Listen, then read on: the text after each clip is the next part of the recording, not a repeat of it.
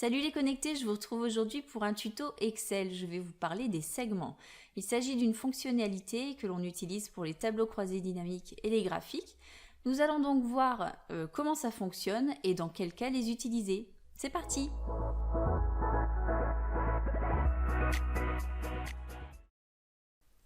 Nous allons partir de cet exemple. Il s'agit d'une base de données assez simple. Nous avons 3 vendeurs qui ont effectué des ventes dans 3 départements différents.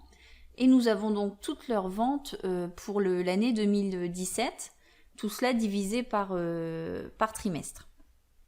Donc à partir de là, j'ai réalisé un tableau croisé dynamique où on retrouve toutes ces informations. Donc les vendeurs, les trimestres, les départements et le total des ventes.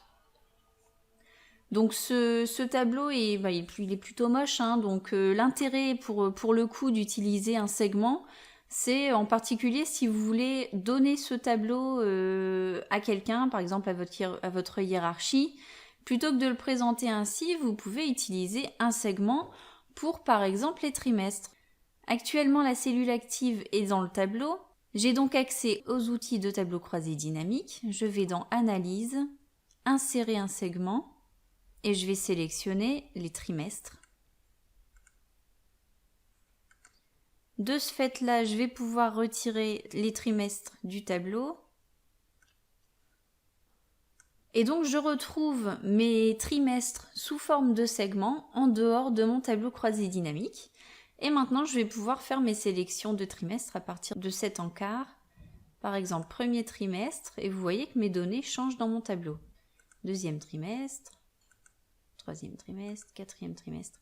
Et si je veux toute l'année, je vais sélectionner mes 4 boutons en appuyant sur la touche CTRL. Voilà. C'est une fonctionnalité qui est donc particulièrement importante si vous faites par exemple un tableau de bord. Ça sera la même chose pour le graphique. Donc je sélectionne mon graphique, ici c'est un graphique croisé dynamique. Je vais toujours dans mon onglet Analyse, insérer un segment, trimestre.